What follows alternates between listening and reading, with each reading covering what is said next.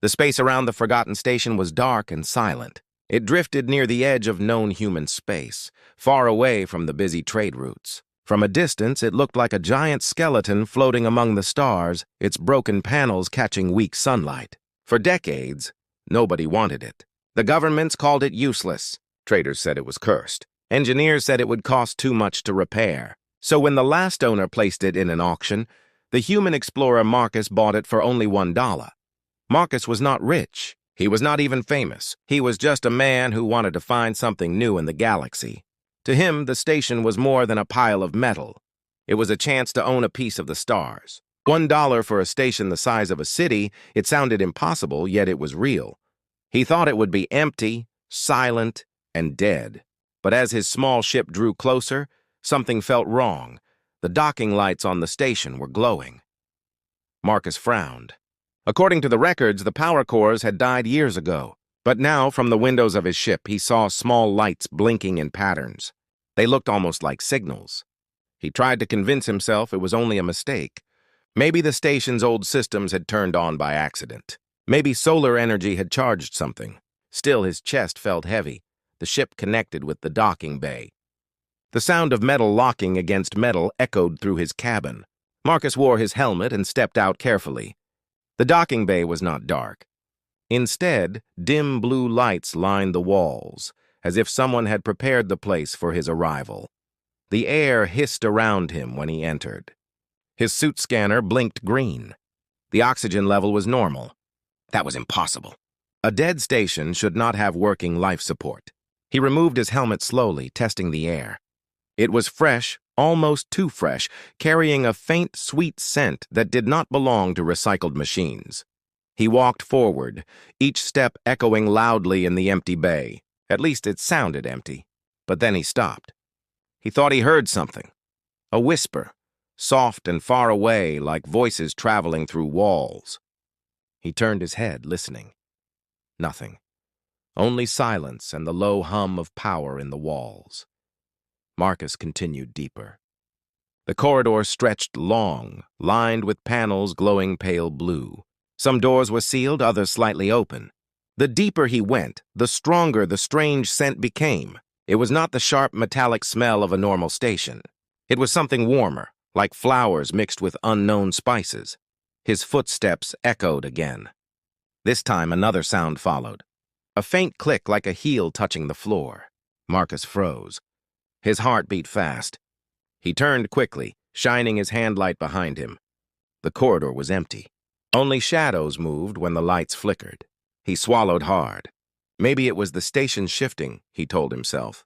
Maybe metal settling after years. But the feeling grew stronger. He was not alone. He reached the central chamber. The doors slid open with a soft hiss, almost too smooth for a place that should have been abandoned. The room inside was wide, glowing with soft blue light.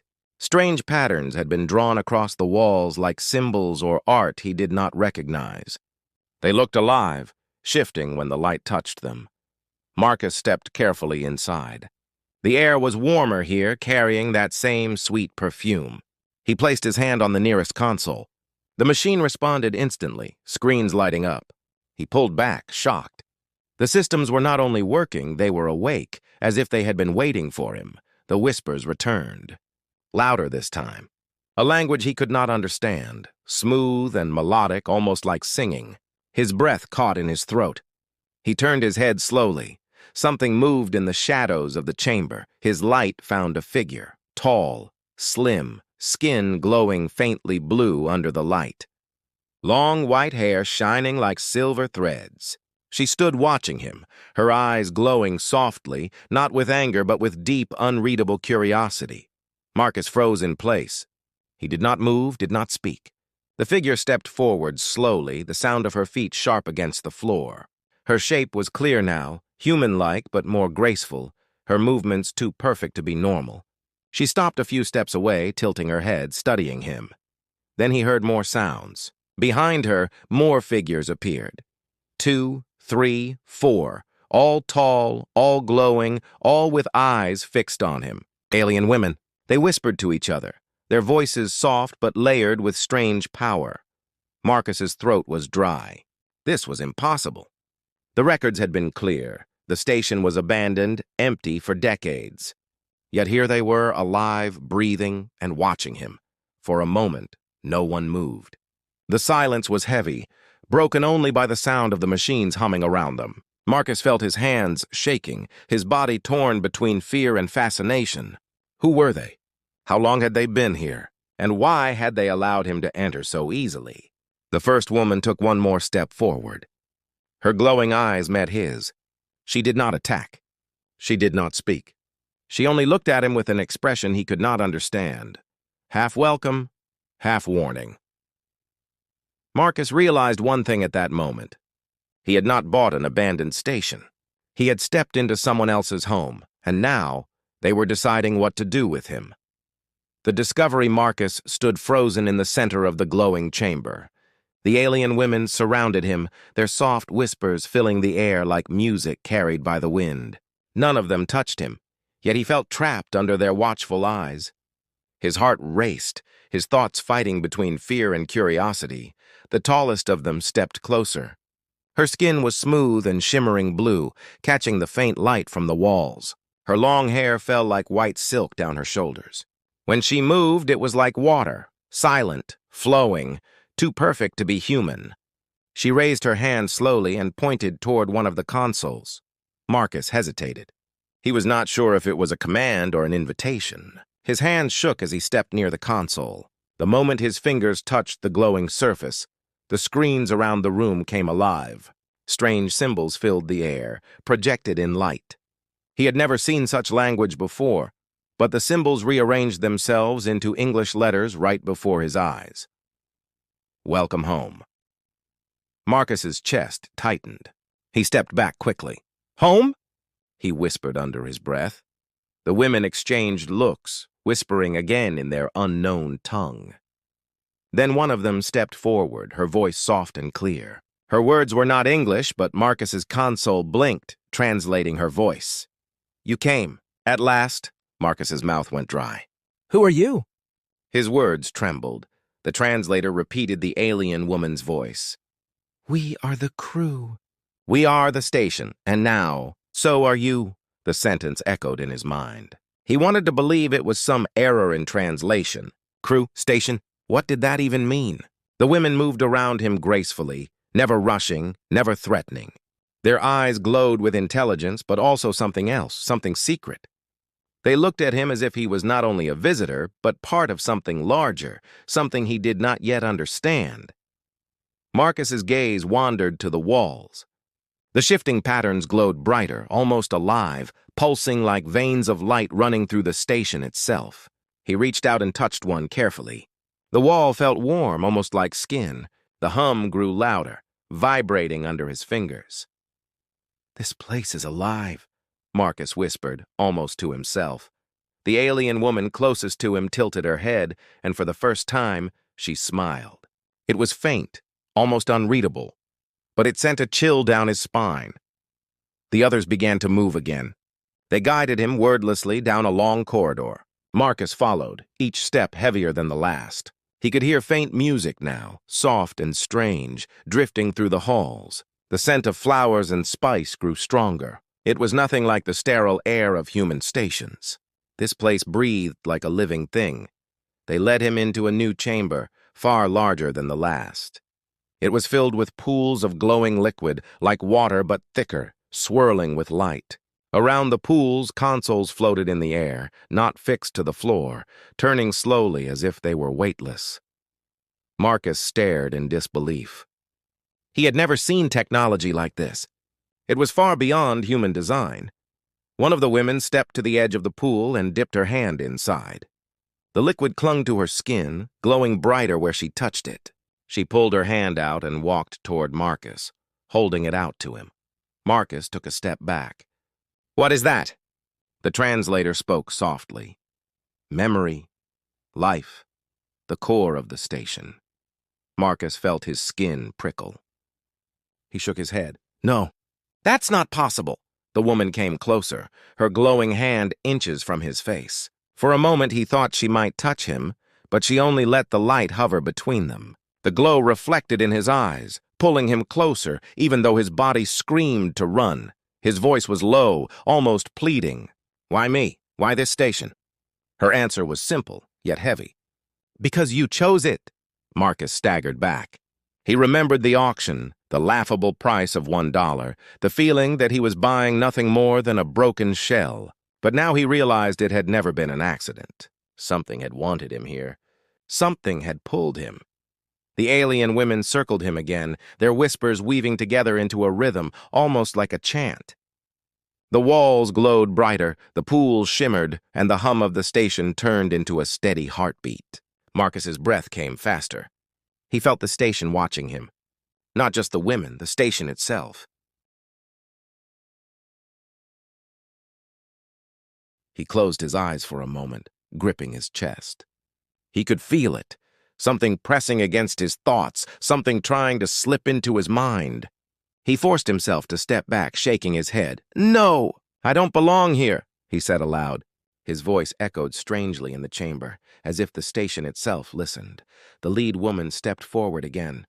Her glowing eyes locked onto his. Her voice, through the translator, was calm but unshakable. "You cannot leave." "Not yet." The words cut through him like ice. His pulse quickened, his breath heavy. He wanted to run back to his ship, to escape this living machine filled with alien women and strange light. But the way they stood, the way they watched, he knew, leaving would not be simple. The chamber doors closed behind him with a soft hiss. He turned sharply, but the path was gone. Only the glowing walls remained, pulsing like veins under skin. The women's whispers grew louder, filling his head, drowning out his thoughts. He looked at them, all standing still, their eyes never leaving him. And for the first time, Marcus felt the terrible truth. He had not discovered them. They had been waiting for him. The hidden truth. Marcus stood in the glowing chamber, his breath heavy. The alien women did not move. Their eyes stayed on him, unblinking, almost too calm. The hum of the station had grown stronger, pressing into his chest like a second heartbeat. He felt small, like an intruder who had stepped into something sacred.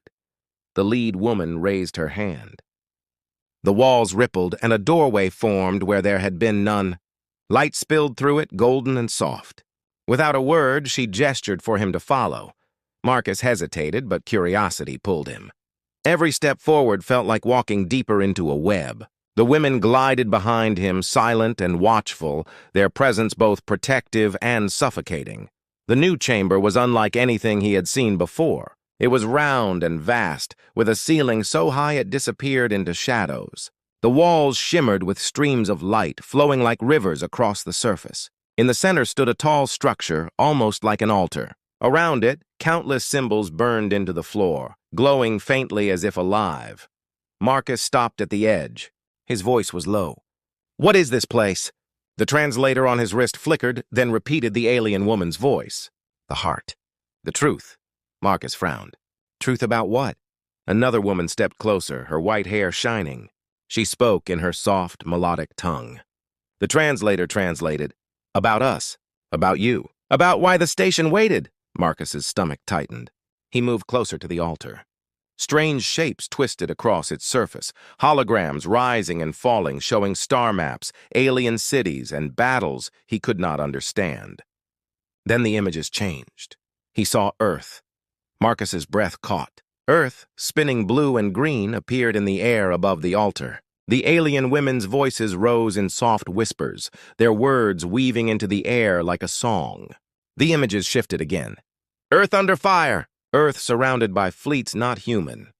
Marcus stumbled back. His voice cracked. No, that's not real." The lead woman stepped closer. Her glowing eyes met his. Her words through the translator were sharp and certain. "It will be." Marcus's head spun. He shook his head hard. "Why are you showing me this? What does this have to do with me?" The altar shifted again. This time, it showed the station itself, broken, drifting, then repairing, panels closing, weapons lighting up, engines burning with new fire. At the center of it stood a human figure. The shape was vague, but Marcus recognized it. It was him. The women's whispers grew louder, filling the chamber. The translator struggled to keep up. "Chosen, link, vessel, keeper." Marcus felt cold. He turned sharply toward them. No, I didn't choose this. I just bought a wreck for $1. The lead woman's face softened, almost pitying. She spoke again, her voice slower. The price was never $1. The price is you. The words sank into him like stones. Marcus's hands shook. His throat tightened. He tried to step back, but the ground itself shifted under him. The glowing patterns on the floor lit up, binding around his boots like rings of fire. He struggled, pulling free, but the energy clung to him. The women did not move to stop him. They only watched, their expressions unreadable, like priests at a ritual. The lead woman continued. This station was built by our people as a weapon, a living machine, but it needed a bond. It needed a mind. We waited. We endured. Until you came. Marcus's voice cracked with fear. Why me? I'm no one. I'm not a soldier, not a leader. Her glowing eyes did not leave his. Because you are human. Because you are new. Because you still believe. Marcus's chest ached. He wanted to run, to escape, but the images kept pulling his gaze. Earth burning. The station rising again. His own face reflected in the glowing walls, merged with the light, no longer fully his own. He whispered, almost to himself, This is a trap. The lead woman tilted her head. Her voice was calm, too calm. No, this is fate. The chamber fell silent. Marcus could hear only his heartbeat, fast and uneven. His thoughts swirled in chaos. He remembered the cheap auction, the easy purchase, the strange feeling when he clicked confirm. He had thought it was luck. Now he wondered if it had been the station itself, reaching across space, pulling him like a moth into flame. The glowing floor released him suddenly. Marcus staggered back, breathing hard. He looked at the alien women, their calm faces, their glowing eyes. He realized they were not prisoners of the station. They were part of it, bound to it. The truth cut into him. If he stayed, he would not leave the same man. The station wanted more than his body. It wanted his mind, his will, his life. Marcus stepped back toward the door, but it closed before he reached it. The lead woman raised her hand slowly. Her words echoed through the translator, soft but unshakable. You cannot run from what you already are. Marcus froze, his chest tight, his eyes wide. He whispered, And what am I? The altar flared with light. His own reflection stared back at him, glowing eyes, skin shimmering blue, no longer fully human. The whispers filled the chamber again, rising higher, blending into something that sounded almost like laughter. Marcus backed away, his mind screaming one thought. He had not bought a station. He had sold himself to it. The temptation and choice Marcus stood frozen before the glowing altar, his reflection still staring back at him with alien eyes. His breath came in short, sharp bursts. He wanted to deny it, to shout that it was false, but the vision clung to his mind like a shadow that would never leave. The alien women did not move closer. They stood in silence, their white hair glowing in the blue light, their eyes fixed on him. The lead woman finally spoke, her voice flowing through the translator in a steady, calm tone. You fear what you see, but what you fear is yourself. Marcus shook his head, stepping back. I don't belong here. This isn't me. I'm not your... whatever this is. I'm just a man who spent $1 on junk. Her eyes never left his. $1 opened the door. But what is given freely is never without weight. You chose. Now you must decide. The floor rippled. The altar shifted, breaking apart into streams of light. Slowly, the chamber changed. The walls melted away like liquid, revealing something far greater. Marcus blinked, shielding his eyes. When his vision cleared, he stood before a vast control room. Screens floated in the air, alive with maps of stars and fleets moving like ants across the dark. Weapons slept in the shadows of the chamber, towers of metal and energy cannons unlike anything built by human hands. The entire room pulsed with hidden strength. Marcus stared, speechless. The lead woman stepped to his side, her presence cold yet strangely magnetic. She extended her hand toward the site. This station can be yours. Its weapons, its power, its secrets. With a thought, you could command the stars. You could protect your world, or rule it. Marcus's chest tightened. He wanted to laugh, to call it madness, but the sight before him was too real. He could feel it, a pull at the back of his mind, whispering of control. He whispered, "And if I refuse?" The woman's faint smile faded. Her voice dropped lower. "Then the station sleeps, but you do not leave." "No one leaves." The words hit him like ice. He turned sharply, his eyes wide. "You'd keep me here?" "You are already here," she replied softly. "The bond has begun. Leaving would tear you apart." Marcus staggered back, gripping his head. The hum of the station had grown louder again, pressing inside his skull. Images filled his mind without warning. Fleets burning, planets falling, the station unleashing rivers of fire across the dark. And through it all, his own hands on the controls, his own voice echoing in command. He cried out and dropped to his knees, gasping. The visions stopped as suddenly as they began. The other women moved closer, circling him again. Their whispers filled the air, low and melodic. Some voices sounded soothing, others sharp like blades. Together they wove a rhythm that pressed into his thoughts. Marcus's eyes darted around them. "Why me? Why not one of you? You've been here all this time." The lead woman's gaze softened, though her voice did not. "We are bound to the station. We are part of it. But the station is not complete without an anchor from beyond. It chose you."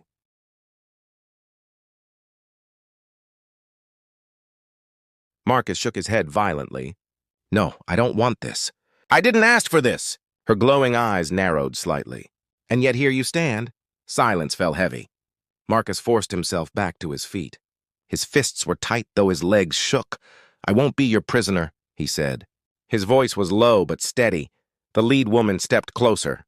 Her hand hovered near his face, not touching, but close enough that he felt the warmth of her strange skin. "Prisoner?" she said, her tone almost gentle. "No, you would not be a prisoner. You would be king." The words cut deep. They hung in the air like a forbidden promise. Marcus turned away, refusing to meet her eyes. He looked at the endless control screens, the weapons, the maps. The temptation gnawed at him. A man who had nothing, no wealth, no legacy, no power, could suddenly hold everything. With one decision, he could rise above every human leader, every empire. He could rewrite the future. But at what cost? He closed his eyes, fighting the pull. His voice was little more than a whisper. "And if I take it, what happens to me?" The woman's answer was soft, almost kind. "You will not be you.